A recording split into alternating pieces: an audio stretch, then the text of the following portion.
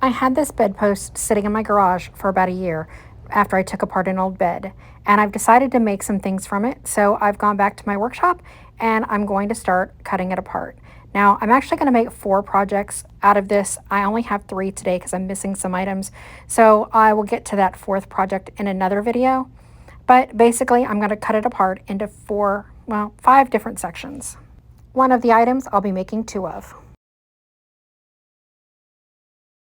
For the next part, I'm actually going to use some old fence wood. This actually came from fence in my backyard.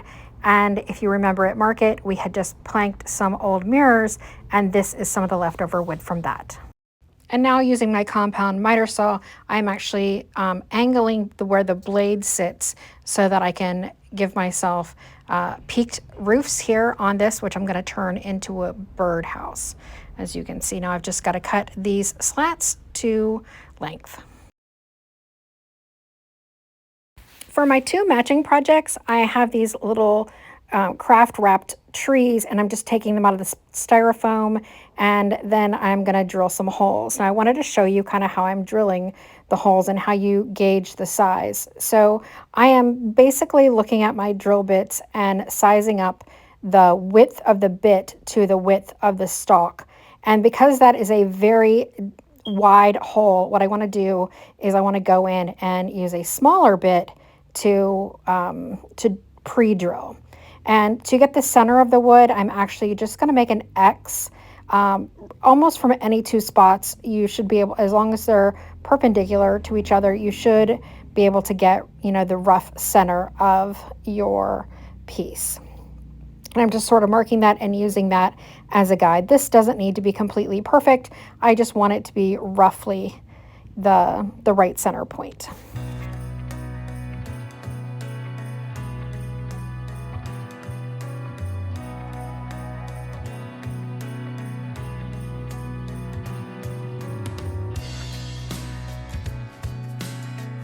And now this is as easy as adding some hot glue into the centers of these, filling it all the way up, and then sticking them right in the hole, giving them a little fluff. Now I do decide to add some paper. It is, I guess, decorative shredded paper. I had to look at the bag and see what it's called. We actually typically use these for Easter baskets, but it's just crimped paper that I'm putting around the edge. You could absolutely use Spanish moss, but I didn't have any in stock, and this is what I had available.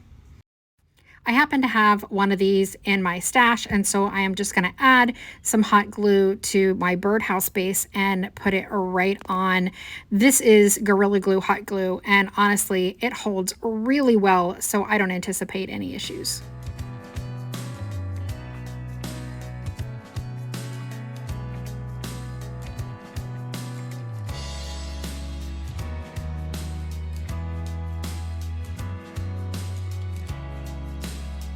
And this one is sort of a repeat of the first project, so I'm just going to let you watch.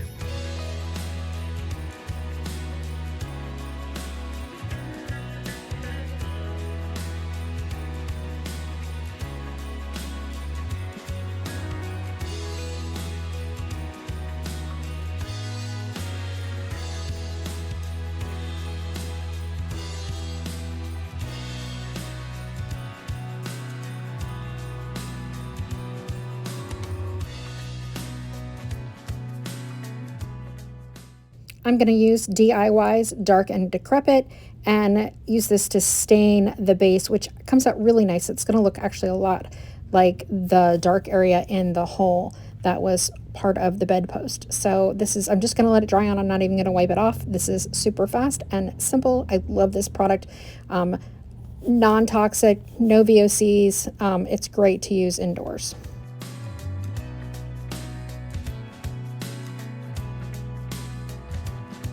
Now I'm going to add some very simple bows for embellishment, and we're just about done.